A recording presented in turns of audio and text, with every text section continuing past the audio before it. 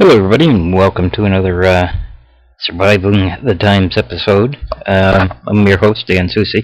For many of you that know me, I'm a bit of a poet. I like to do a lot of writing, and since I'm an author, that's what I do most of. But first of all, I want to apologize for those of you that are tuning into this thinking that you're going to get some kind of a neat little video that contains all of the products that you need to go into a bug-out bag. But this is actually a poem that I wrote about a guy named Rambo, the survivor man, a hero in the survivalist world, who got his own show, and his fame and fortune grew. And well, to make a short story long, this survivor man ended up dying in the wilderness because he lacked a key component to his survival plan. And this poem tells of his rise and his fall and his final ending.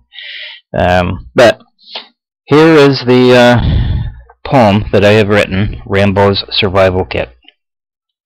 Rambo was his name, survival was his game. He was both big and mean, while still surly and lean. We all thought that he was cool, 'cause he ran this survival school that taught all kinds of skill, how to hunt and trap and kill.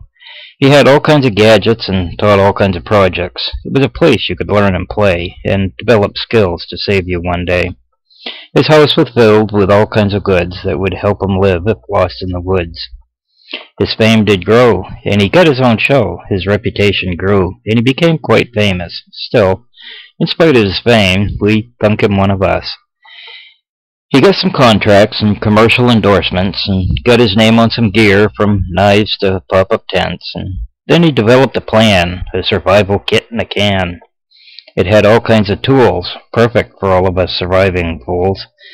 Called it a compact bug-out kit, a vacuum-sealed can, fits in any pocket. And of these cans he sold a million or more to all kinds of sportsmen from shore to shore. His fame did grow to a soaring height. He had speaking engagements most every night. He grew quite wealthy, and he bought his own plane so that he could travel from California to Maine. But on one trip, on a cold snowy night, his plane went down. What a horrible sight. When he came to, he was glad to be alive, and he was never worried. He knew he could survive. Rambo got up, surveyed the whole wreck, saying, "I'm a lucky man." And he took his coat and his trusty survival kit in a can, and he wandered off across the cold frozen land to find his way home, his future in his hand. It grew darker and colder, the air was turning crisp, and Rambo grew so cold he talked with a lisp. He found a nice spot underneath the swaying pine to build him a camp where he could stay for a time, and out of his pocket he drew his great can, the best kit of all, designed by a great survival hand. Inside was a knife and cordage and more, fire starters and other things from his store. He held that great can, and he held it high, and he gazed at the can and let out a sigh. Then a groan and a scream and a few dirty words, as he realized the folly that he sold to the herds of survival men that thought he was king, and of the money to him they would bring. But there was one fatal flaw of this kit that he finally saw. He had left all his gear at the plane wreck back there to prove that the kit was really true and square. It had all of the gear you would need to survive.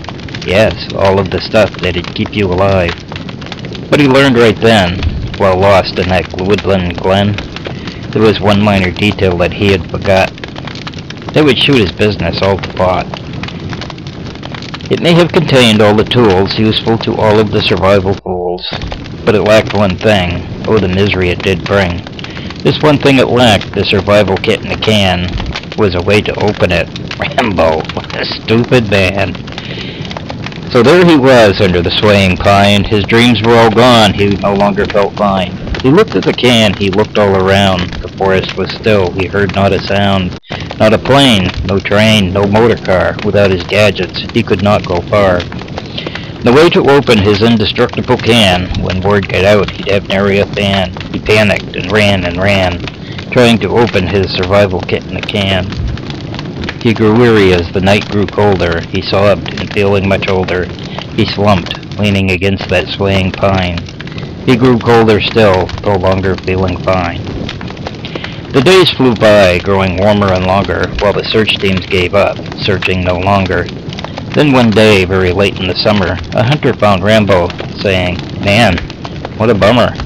He found him there, neath the swaying pine, his bones all covered with nettles and vine, and in his hand, that eerie, skeletal hand, was Rambo's ultimate survival kit in a can. His fans buried him there on the mountain so high, neath that swaying pine that reached for the sky.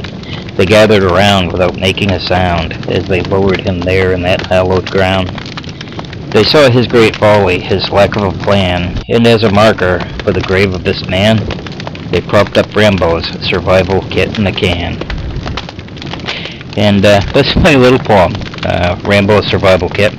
Hope you enjoyed it, and hope you learned that you can have all the equipment in the world and the best supplies and the best gear, the top of the line, and spend all kinds of money, but the bottom line is if you don't really have a complete plan, there's no way you can survive with even Rambo's survival kit in a can.